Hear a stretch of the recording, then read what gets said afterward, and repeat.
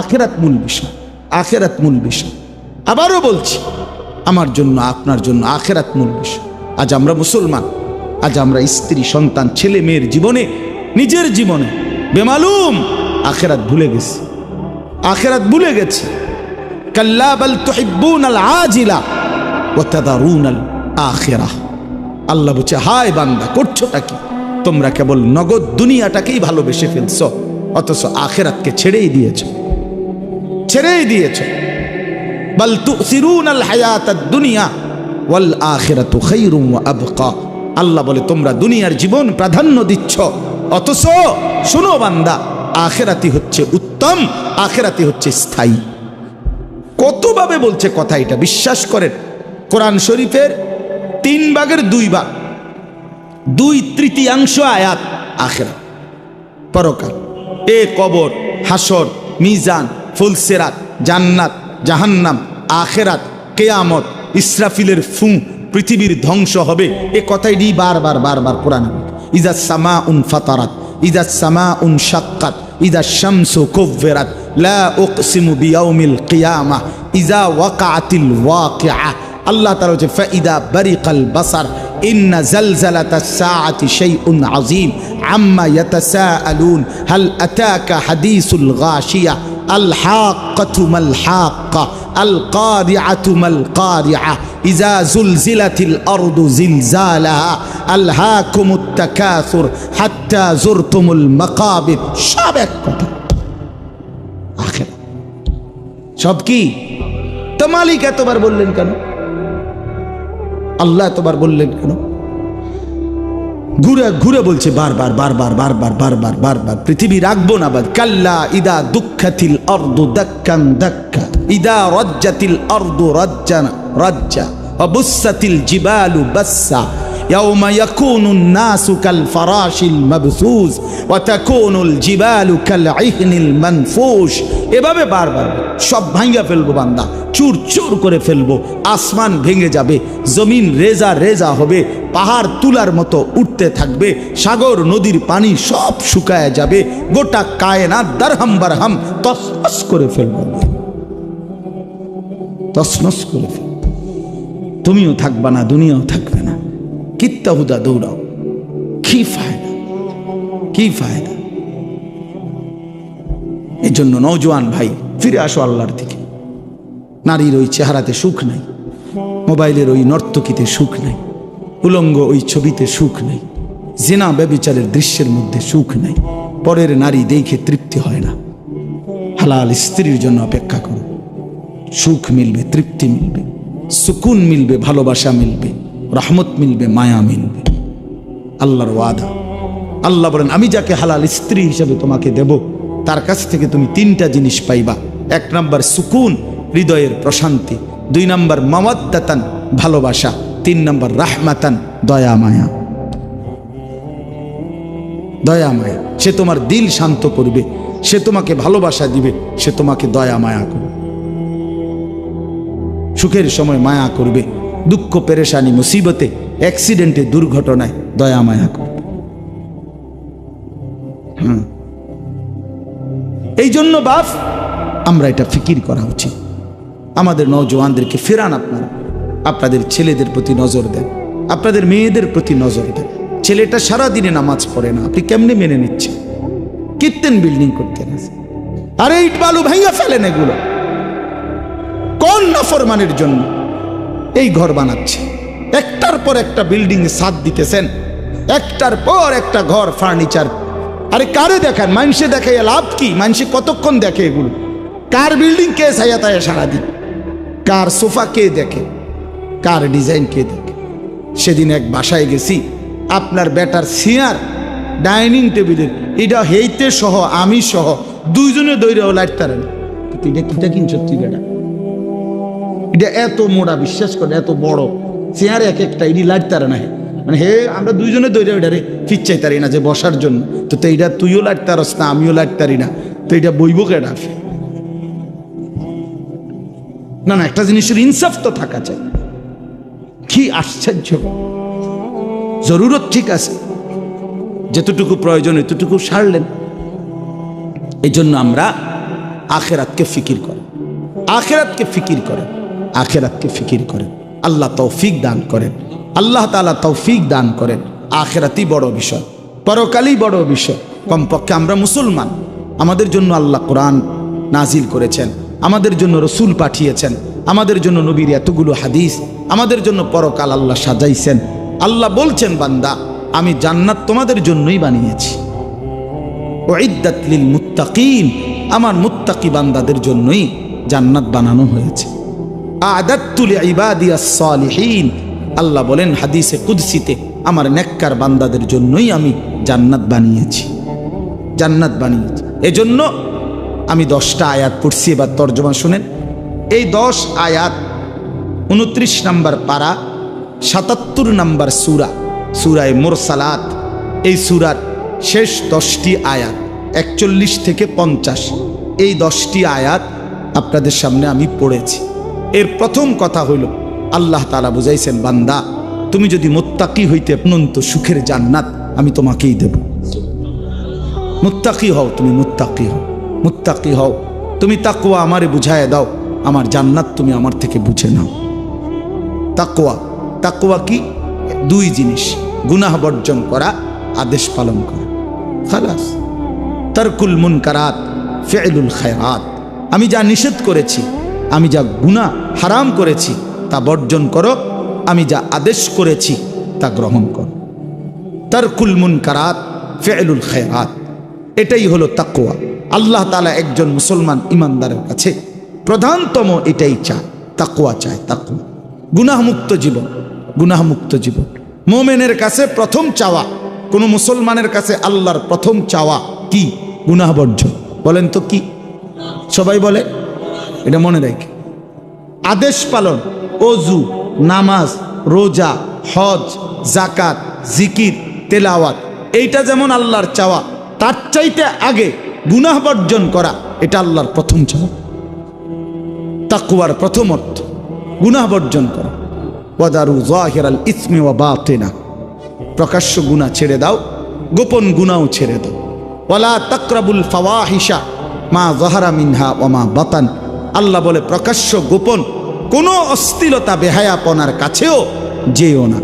আল্লাহ বলেন ওয়ালা তাকরাবুজ জিনা, জিনা ব্যভিচারের কাছেও যেও না। আল্লাহ তাআলা বলেন ইন্নামাল খামরু ওয়াল মাইসিরু ওয়াল আনসাবু ওয়াল আজলামু রিজসুম মিন আমালিশ শাইতান ফাজতানিবুহু, মদ, জুয়া, ভাগ্য নির্ধারক তীর, মূর্তির বেদী, এগুলো আমি আল্লাহ তাআলা নিকৃষ্ট, নাপাকি, বেহায়া, এগুলো রিজ, মন্দ, অপছন্দনীয়। ফাজতানিবুহু, এগুলো তোমরা ছেড়ে দাও, এগুলো তোমরা ছেড়ে দাও। এইভাবে বারবার আল্লাহ কোরআন শরীফে বলছে, বান্দা গুনাহ ছাড়ো, গুনাহ ছাড়ো, গুনাহ ছাড়ো, গুনাহ ছাড়ো, গুনাহ ছাড়ো। যেই ইমানদার গুনাহ ছাড়ার মেহনত করে, নেক কাজ তার দ্বারা হতেই থাকে, হতেই থাকে। গুনাহ ত্যাগ করিলে নেক কাজ অটোমেটিকলি চলে আসে, চলে আসে। হ্যাঁ হ্যাঁ, এটা নিয়ম, এটা অটোমেটিকলি আসবে। আপনারা আমি সহজ উদাহরণ বলি, যে ব্যক্তি মিথ্যা বলে না, তো তার বাকি কথা সবই তো সত্য, এটার না বুঝার কি আছে? যে হারাম রোজগার করে না, তো তার বাকি রোজগার সবই হালাল, এটা কিছু না বুঝার আছে কিছু? এটা অটোমেটিক সিস্টেম। যে গান দেখে না, নাচ দেখে না, নারী দেখে না, ছবি দেখে না, নাটক দেখে না, সিনেমা দেখে না, তো সে যে বাকি টাইম আল্লাহর কোরআন পড়বে, জিকির করবে, তেলাওয়াত করবে, আল্লাহরে ডাকবে, এটা তো সহজ কথা, এটা একদম সহজ হিসাব। তাহলে গুনাহ বর্জন করিলে নেক আমল অটোমেটিক হইতে থাকে, হইতে থাকে। এই জন্য এখানে দেখেন আল্লাহ তাআলা বললেন ইন্নাল মুত্তাকিনা, এ আল্লাহ পাক আমাদেরকে মুত্তাকির পুরস্কার শুনাইতেছেন। ইন্নাল মুত্তাকিনা ফি যিলালিন ওয়া উয়ুন, যারা আমার মুত্তাকি বান্দা, মানে নিজেকে গুনাহ থেকে শতভাগ বিরত রেখেছে, আমার হুকুম পালনের জন্য সচেষ্ট হয়েছে। রাসূলুল্লাহ সাল্লাল্লাহু আলাইহি সাল্লাম বলেন, গুনাহ ত্যাগ করো পুরা মতো, হুকুম পালন করো সাধ্য মতো। এটা হাদিসের তরজমা। ইজা আমারতুকুম বিশাইইন ফাফআলুহু মাস্তাতাতু ওয়া ইজা নাহাইতুকুম বিশাইইন ফাতরুকুহু, বলছে নেক আমল সাধ্যমতো করো। কেউ 10 টাকা দান করবে, কেউ 10 লাখ টাকা দান করবে, কেউ 4 রাকাত নফল পড়বে, তাহাজ্জুদ, কেউ 20 রাকাত তাহাজ্জুদ পড়বে, কেউ 1 পারা তেলাওয়াত করবে, কেউ 10 পারা তেলাওয়াত করবে। নেক কাজের মধ্যে তোমরা সাধ্যমতো করতে থাকো, কিন্তু গুনাহ বর্জনের ক্ষেত্রে সকলেই শতভাগ গুনাহ বর্জন।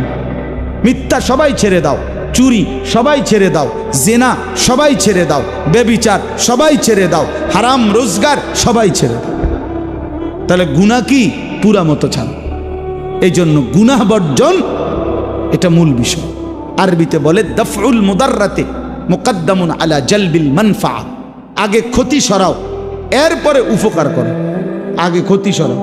বাড়ির দরজায় আসছে ভিক্ষুক, ভিক্ষার জন্য, চাউলের জন্য বা টাকার জন্য।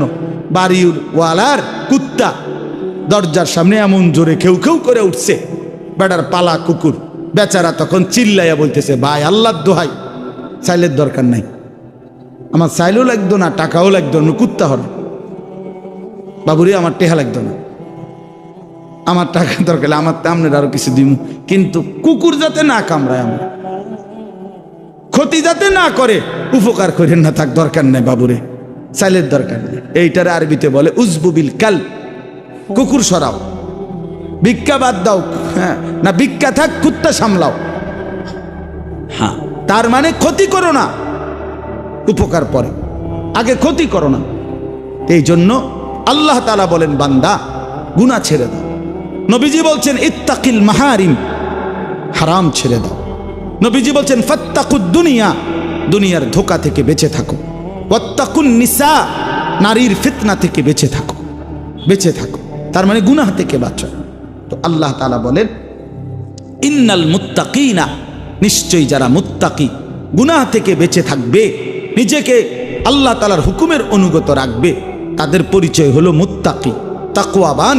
আল্লাহ বলেন তাদের পুরস্কার শোনো, ফি যিলালিন ওয়া আয়ুন, তারা জান্নাতের ছায়ায় ঝর্ণা ধারা বেষ্টিত আমার সুখের জান্নাতেই বসবাস করবে। ফি যিলালিন, 1 নাম্বার, জান্নাতে কখনোই রোদ হবে না, জান্নাতে কখনোই চোখে কষ্ট হয়, শরীরের জন্য অসহনীয় এমন কোনো আলো, তেজ, তাপ জান্নাতে হবে না, বরং 24 ঘন্টা জান্নাত ছায়াওয়ালা হবে। 2 নাম্বার, উয়ুন, জান্নাতের মধ্যে 24 ঘন্টা বান্দার কাছে 4টি ঝর্ণা, দুধের নহর, মধুর নহর, মদের নহর, পানির নহর, এই 4টি ঝর্ণা ধারা জান্নাতি বান্দার কাছে 24 ঘন্টা বইতে থাকবে।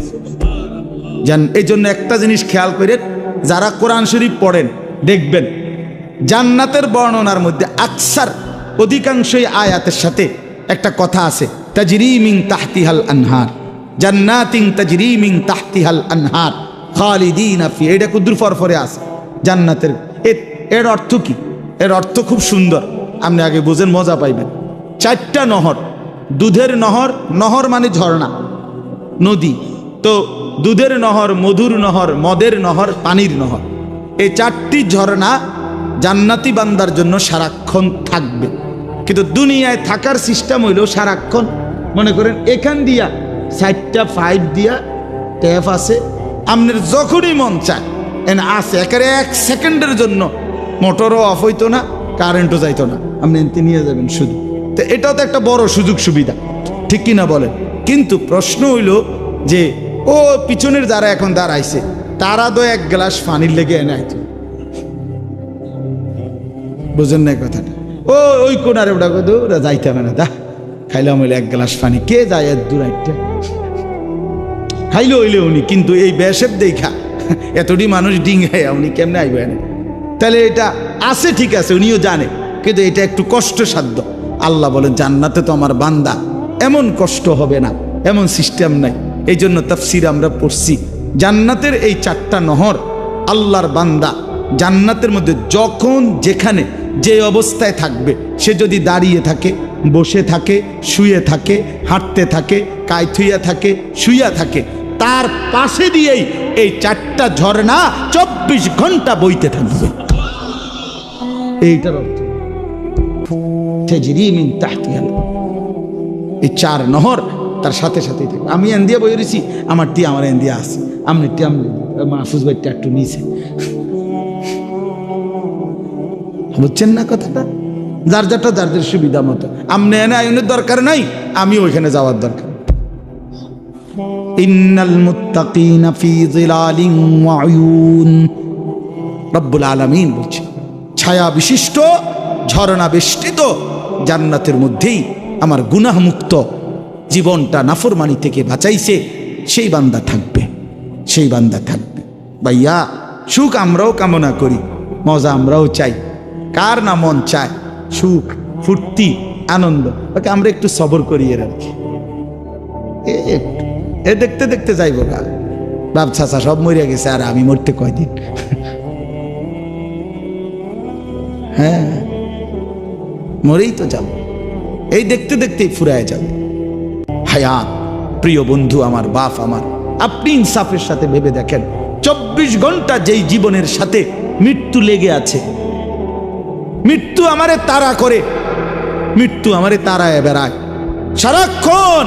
আমি আপনি চলতে ফিরতে উঠতে বসতে মৃত্যুর কথা মনে হয়, না জানি মরে যাই, না জানি মরে যাই, না জানি মরে যাই।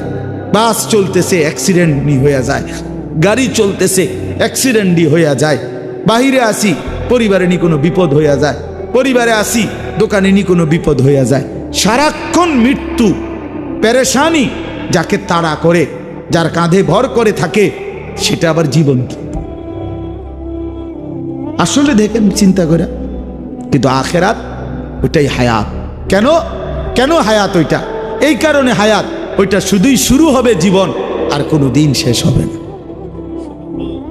আর কোনো দিন শেষ হবে না। আখেরাত শুধু শুরু হবে।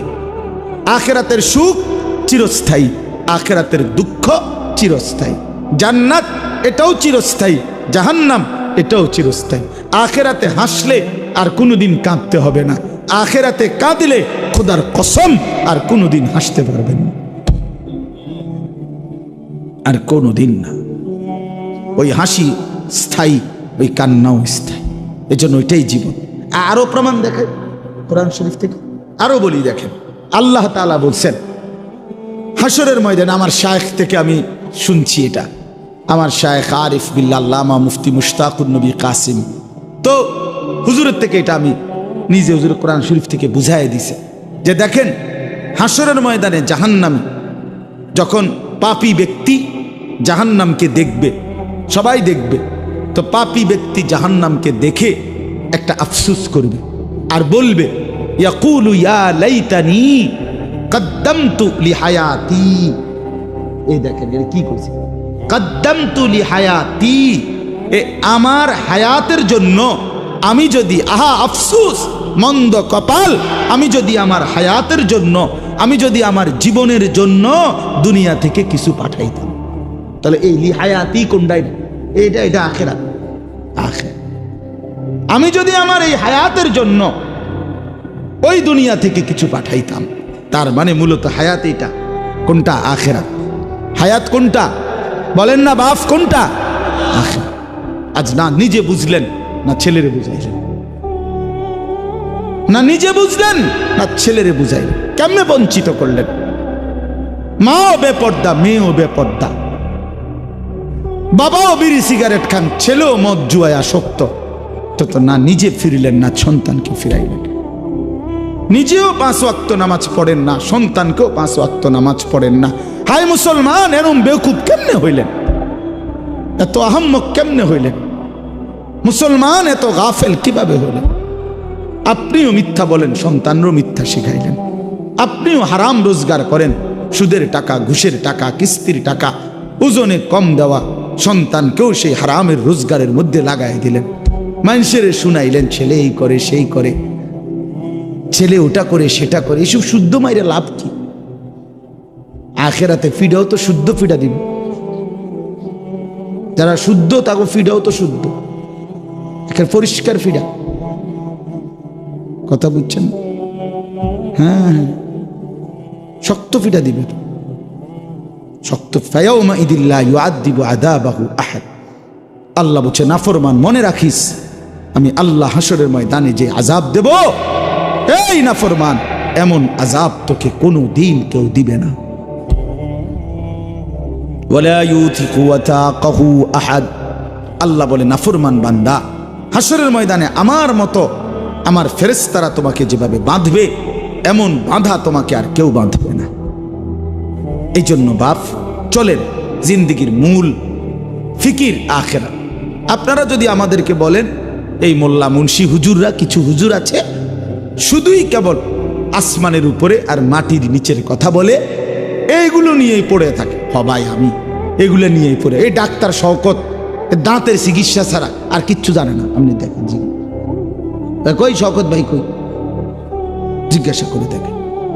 ডাক্তার মিজান আপনার বাচ্চাদের চিকিৎসা ছাড়া অন্য কিছুই করে না, সারাদিন পোলানের চিকিৎসা করে। ওনার হেনে গেলে সারাক্ষণ ক্যাঁ ক্যাঁ ক্যাঁ আওয়াজ শোনা যায়, ওইখানে আপনি দেখেন গিয়ে। তাহলে দুনিয়াতে তো এটাই সিস্টেম মিয়া, যার যেটা জিম্মাদারি সে নিছে সে তো ওইটা নিয়েই ফিকির করবে, এটা নিয়েই ফিকির করবে। আমাদেরকে তো আল্লাহ তাআলা বলছেই ইলম দান করলাম আমার বান্দাদেরকে, ওয়ালিউনদিরু কাওমাহুম ইজা রাজাউ ইলাইহিম। এই বাপ কোরআন শরীফের আয়াত, আল্লাহ বলছে ইলমের মাকসাদ কি, কোরআন সুন্নাহর জ্ঞান শিখার উদ্দেশ্য কি, আমনে কিছু বললে হবে না।